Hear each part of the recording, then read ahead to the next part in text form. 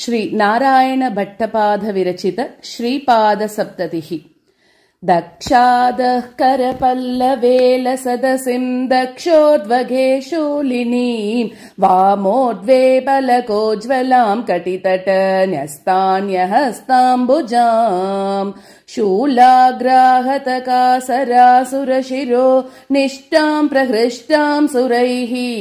जुष्टामिष्टफलप्रदां भगवतीं मुक्तिस्थलस्तां भजे। यत्संवाहनलोभिनः शशिकला चूडस्य हस्ताम्बुज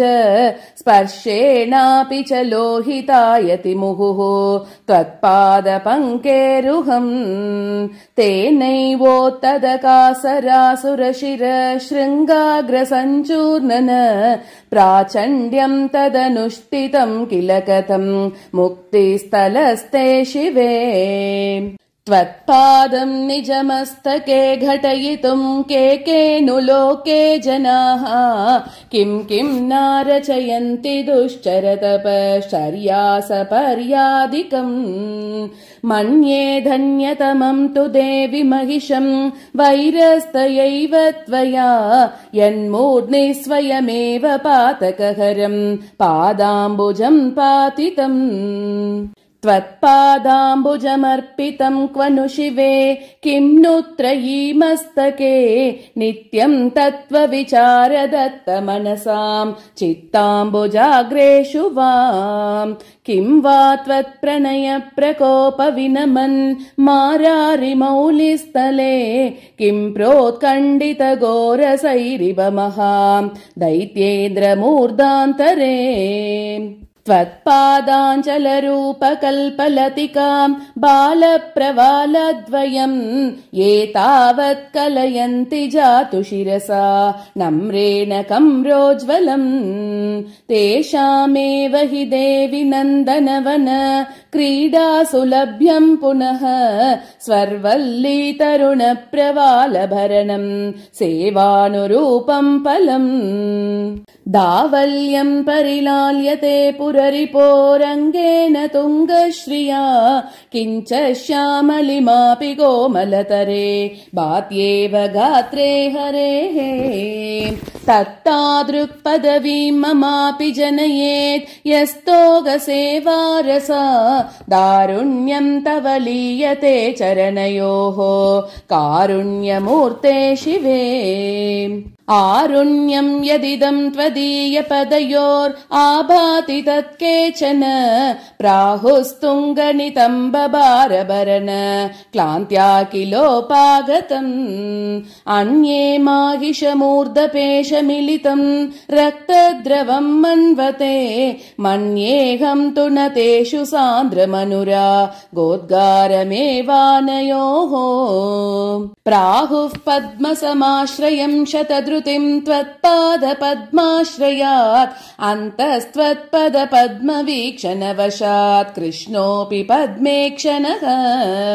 यत्पद्मार्चनमामनन्ति सुधियो दारिद्र्यविद्रावणम् मुक्तिक्षेत्रगते भवानि तदपि त्वत्पादपद्मार्चनम्। पादं ते सरसीरुहद्रुहमिमं यत्सेवते पद्मभूः नूनं तत्स्वनिवासपङ्कजवर श्रीलङ्कनाशङ्कया गोविन्दोऽपि च वारिराशितुहितोर्वासाब्जपादाभिया स्वस्यैवाग्रकरोद्गृहीतकमल त्राणाभिलाषेण वा सेवन्ते कुलसम्पदेन कमया शीतांशवस्त्वत्पदम् तत्पाको ननु वीक्ष्यते हि नितराम् अन्येषु सीतांशुषु एको बालक एव मौलिमयिते यातो ललाटात्मताम् अन्यो निर्मलदण्डमण्डलदशाम् अन्यौ तु धन्यौ गतौ। घोरं पादसहस्रकं प्रकटयन् नाशासुभासां पतिः ध्वान्तं नो पुनरान्तरं शमयितुं शक्नोति शैलात्मजे त्वत्पादद्वितयेन कोमलतरे नानेन चेतस्पृशा जन्तूनां बहिरन्तरन्ततमसं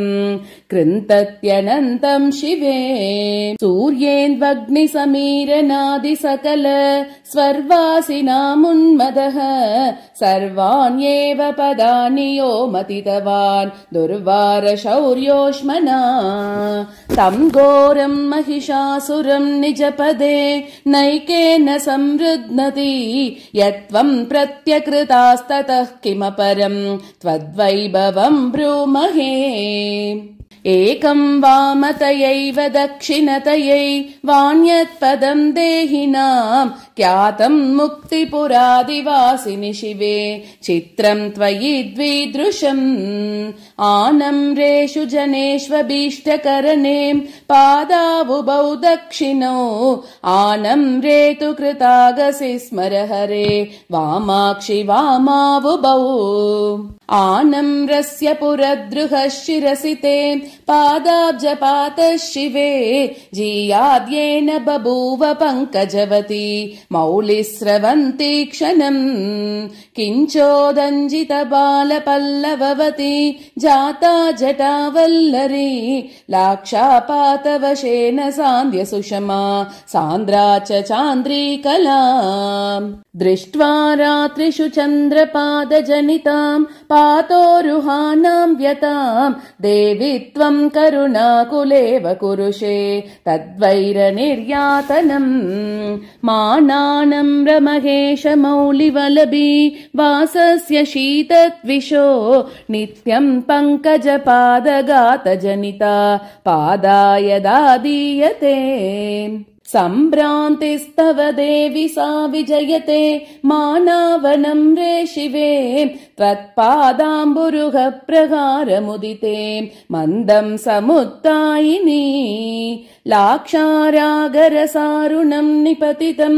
गङ्गापयश्रीकरं दृष्ट्वा शोणितशङ्कया तरलिता कान्तं यदा लम्बताः सा पादद्वितया हतिर्जयति ते यस्यां गिरीन्द्रात्मजे प्राचीनेन्दुयुतेन केन्दुदशके मौलिस्थली सङ्गते स्वस्यैकादशमूर्तिदासमुचितान् एकादशैवोडुपान् आबिभ्राणैवा बभौ स भगवान् एकोऽपि रुद्र स्वयम् किं वैरिञ्च करोटिकोटिनिहतम् किं वापनिग्रामणि निःश्वासानिलकेदितन्विदमिति प्रेमार्द्रसल्लापिनाम् मानस्योपशमेकरेण शनकैरामृत्नता शम्भुना भूयश्चुम्बितमम्बुजद्युतिपदम् ध्यायामि माये तव पूर्वं जह्नुसुता सकृन्मुररिपो श्रीपादसङ्क्षालन पुण्यादिदृशवैभवा समभवत् गोविन्द वन्द्ये शिवे सेयं सम्प्रति शम्भुमौलिनिलयां मानप्रसङ्गानतौ नित्यं त्वच्चरणावशेचन भुवा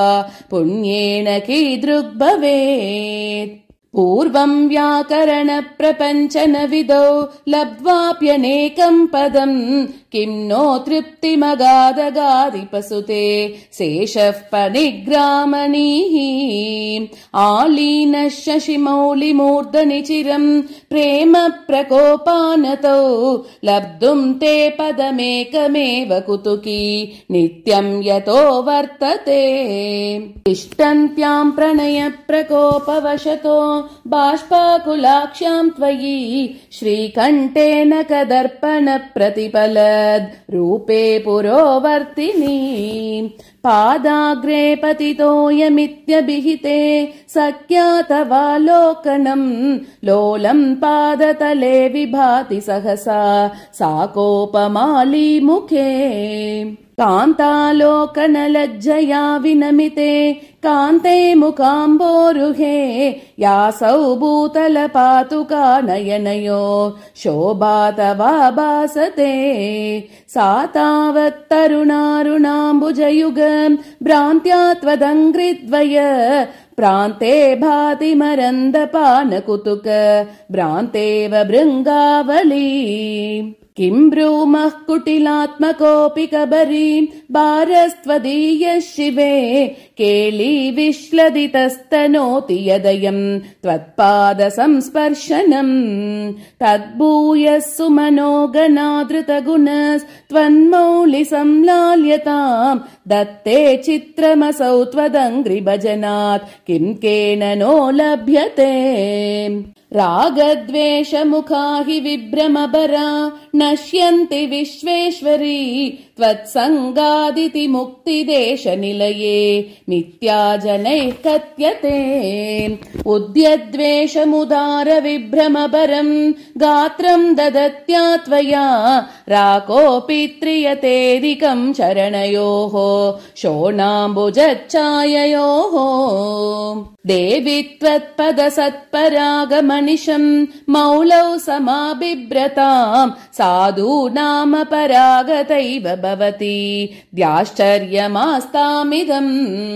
पादस्तेन करप्रभावलसितो जागर्ति सोऽयम् पुनः चित्रम् नाम करप्रभावलसितो दुष्टासुरम् पिष्टवान् द्वित्वेन स्थितियोस्त्वदीयपदयो द्वैतम् निरस्य स्फुटम् कैवल्यप्रतिपादने कुशलता जातेति कोऽयम् क्रमः किं वा युक्तिभिरत्र मुक्तिकरता व्यक्तैव ते पादयोः मुक्ता एव हि विस्फुरन्ति विमलास् तत्सङ्गिनो मीनकाः पादाग्रम् तव कामदम् सुरलता शाकाग्रमाचक्ष्महे जाता यत्र हि बालपल्लवरुचि स्वैरेव रागोदयैः उत्सर्पन्नखमण्डली सुषमया पुष्पालिरुत्पादिता सञ्जातालिरुतिश्च मञ्जुलतरैर्मञ्जीरशिञ्चारवैः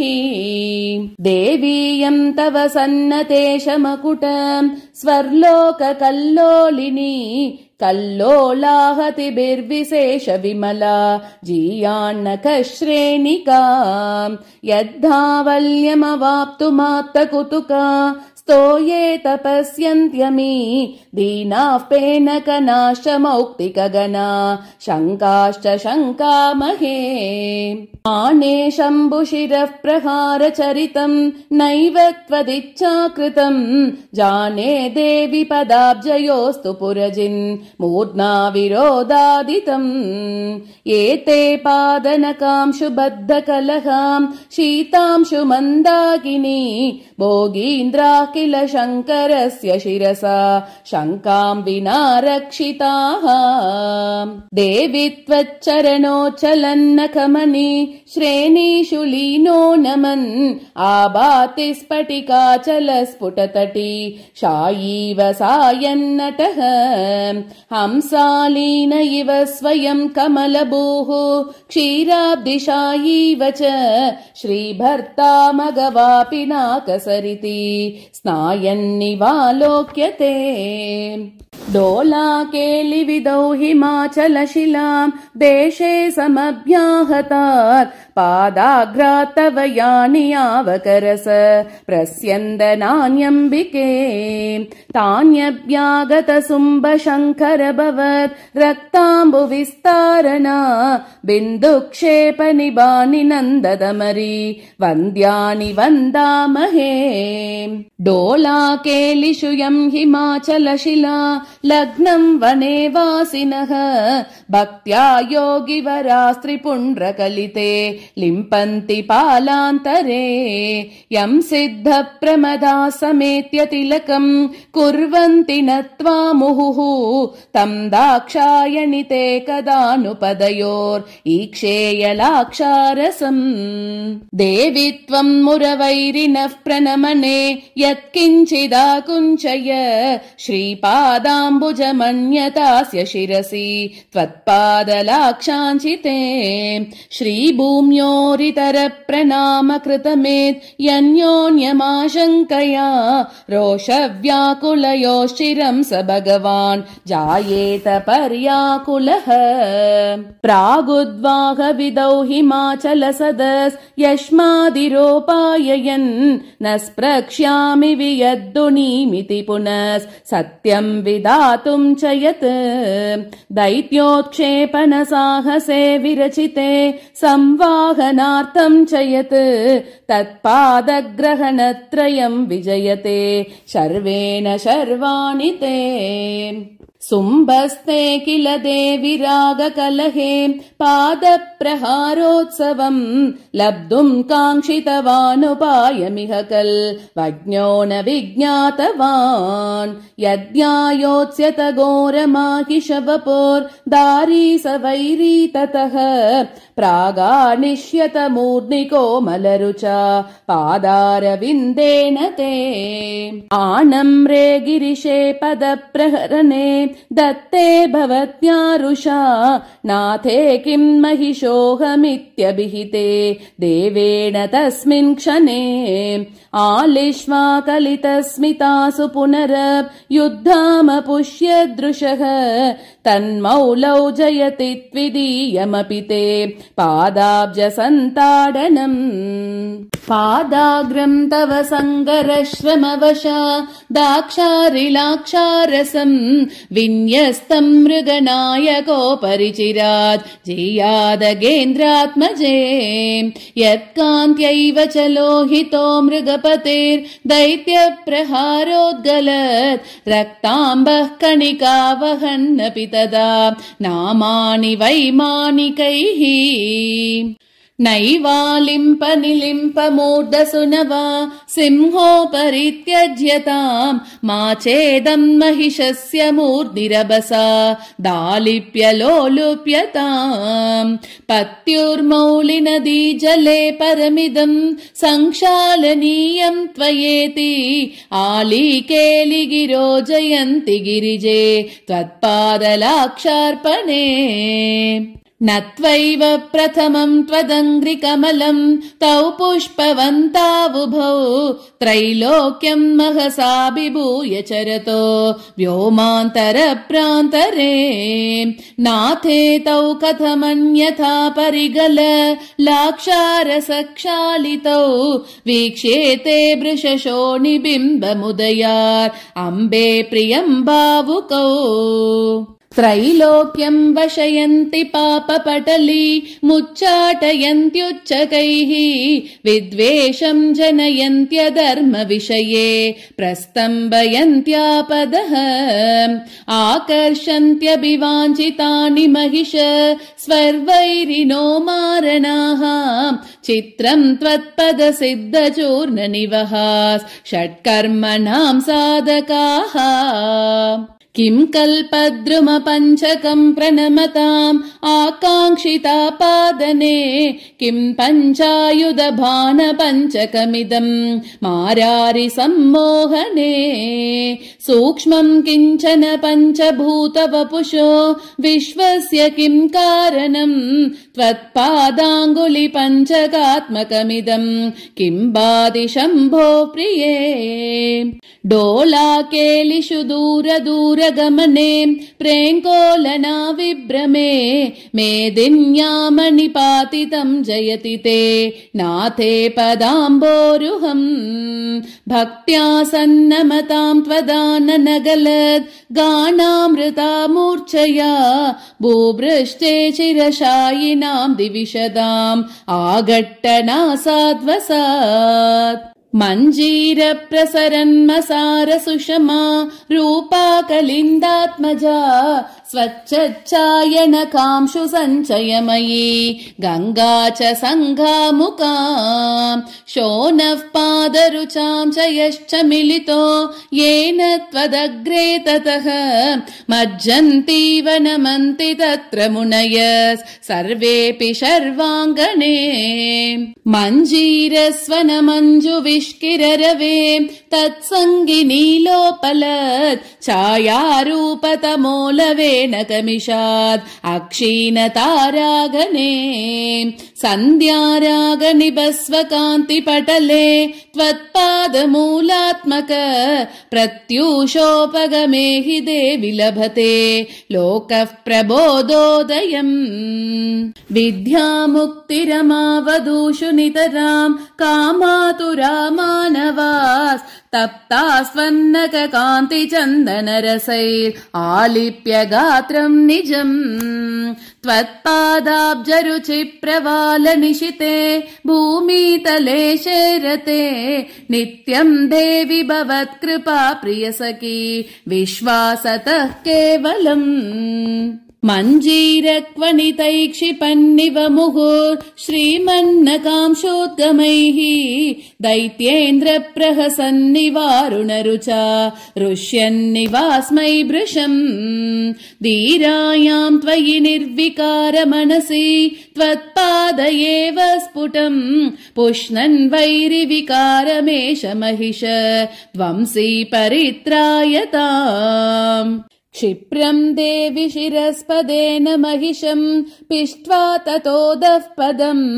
दित्सन्त्याम् त्वयि कण्ठपञ्चनभिया कण्ठीरवे विद्रुते मेदिन्यामपि भीतिकम्पिततनौ प्रेमत्वराशालिना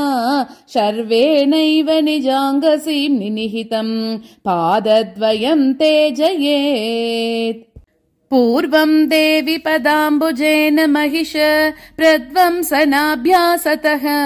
पश्चात् कुत्सितसुम्बदैत्यविजयोऽप्येवम् कृतः किम् त्वया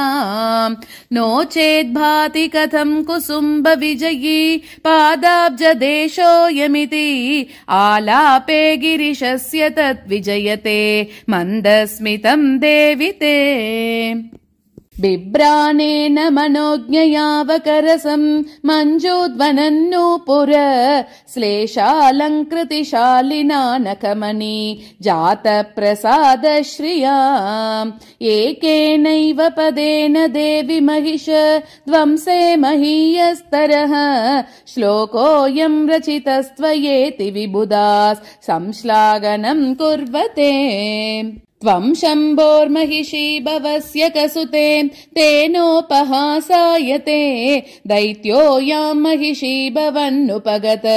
सोऽयम् कथम् क्षम्यते इत्थम् नूपुरनिस्वनैरिव वदन् पादस्त्वदीयो रुषा शस्त्रप्रग्रहणात् पुरैव महिषम् पिष्णन् परित्रायताम् देव्या पङ्कशयोऽध्यकोऽपि महिषत् चद्मा महान् कण्टकः पादेनाहत इत्युदूढहसितम् सख्या समावेदिते सद्यः कण्टकशालिना करतले नासाद्य पादाम्बुजम्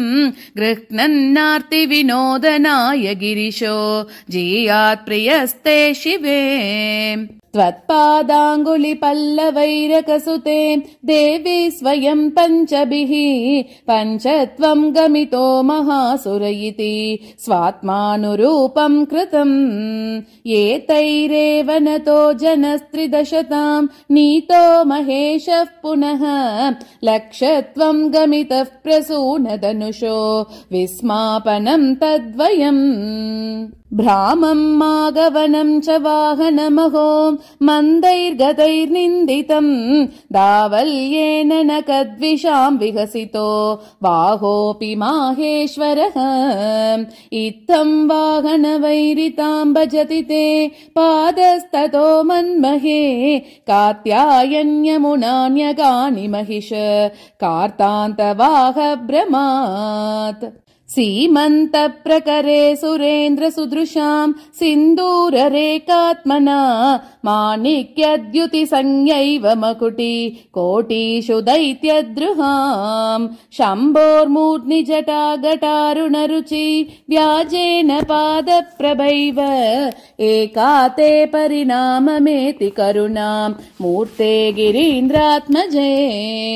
नो केशः परमाश्रयः सुमनसाम् पादाब्जरेणुश्च ते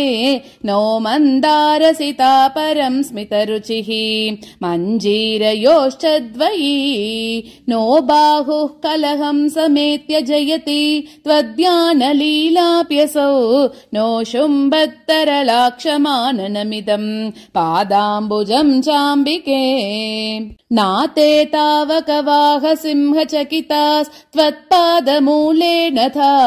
नूनम् बभ्रमुरभ्रमुप्रियमुखा दिग्कुम्भिवीराश्चिरम् नो चेदेशकतम् तदुन्नतशिरस् सिन्दूरसन्दोहजः रागस्ते चरणाम्बुजे परिणमन् नद्यापि विद्योतते त्वत्पादोऽयमजाश्रितश्चरुचिरस्पर्शान्वितो योगिनाम् अन्तस्ताकृतिरूष्मभाक् च महिष प्रध्वंसन प्रक्रमे एवम् खल्वकिलाक्षरात्मकममुम् शैलेन्द्रकन्ये कथम् भाषन्ते न तवर्गबन्धुमपवर्कालम्बनम् वाजनाः उन्मीलन्नकमण्डलीः मगनम् शोणप्रभागैरिकम् बिभ्राणः परिशोभमानकटको भूयो वनैकाश्रयः गायत्सिद्धवधूनिषेविततल पादस्त्वदीयः शिवे राजत्येष हिमाद्रिपादवदितम् युक्तम् हिमाद्रे सुते दिक्पालैर्दशभिः पृथक् पृथगयम् त्वत्पादयोरर्पितः दृश्यो भक्त्यनुराग एव दशदा शोणाङ्गुली श्रीमिषात् पादाभ्यामपि तान् प्रति प्रकटिता नूनम् प्रसादाङ्कुरा दृश्यन्ते नखकान्तिपङ्क्तिदशक व्याजेन शैलात्मजे मेघानाम् कुलिशस्य च प्रतिहता धाराक्रमन्ताम् चिरम् नो नश्येन्मददानवारि विभवो नाकस्य नागस्य च पुत्रोऽयम् मम सैनिकाश्च ददताम् नित्यम् जयन्तः सुखम् त्वत्पादाम्बुजपातिनः सुरपतेर्इत्थम् जयन्त्यर्तनः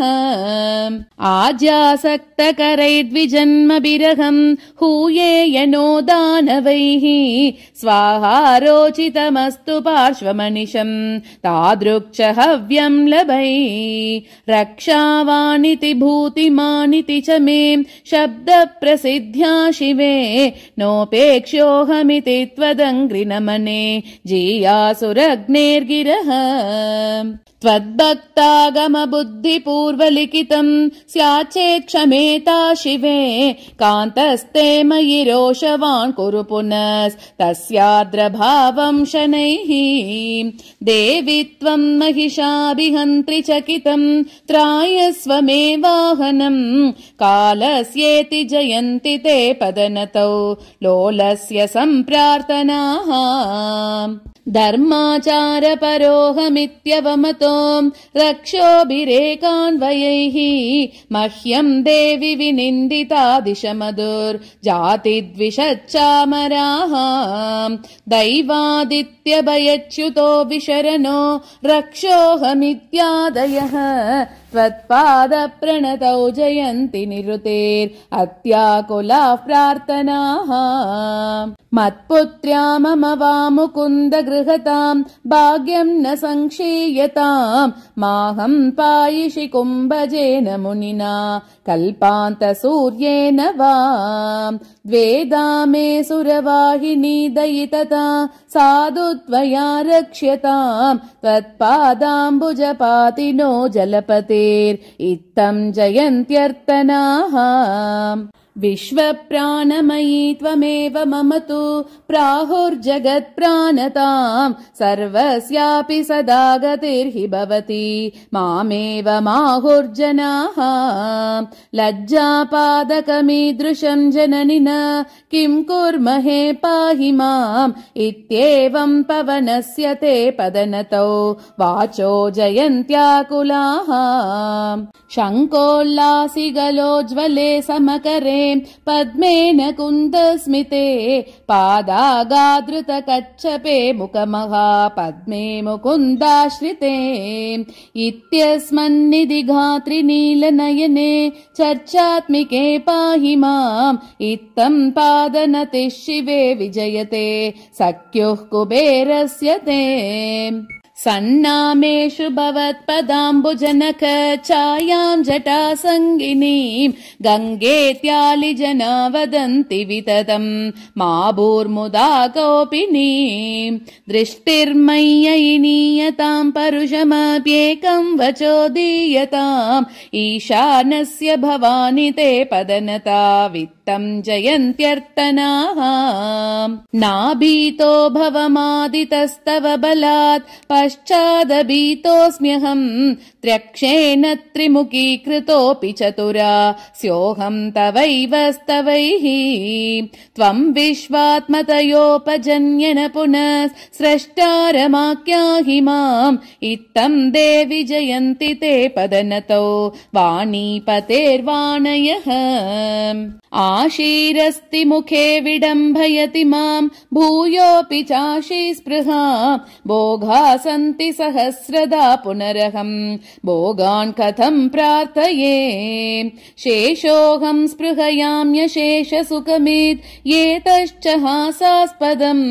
नाते चिन्तय सर्वमित्यहिपते त्वत्पादपातो जयेत् पार्वत्याः पदमत्र दृश्यमिति वा पादे भवत्वेन वा साधुत्वा तदुपास्तये हिततया पद्यान्यमुनिस्फुटम् सैषा मुक्तिपुरी गिरीन्द्रतनयाम् भक्तेन नारायणेन आबद्धा खलु सप्ततिर्दिशतु वः कल्याणहल्लोहलम् इति श्रीपादसप्तति सम्पूर्णम्।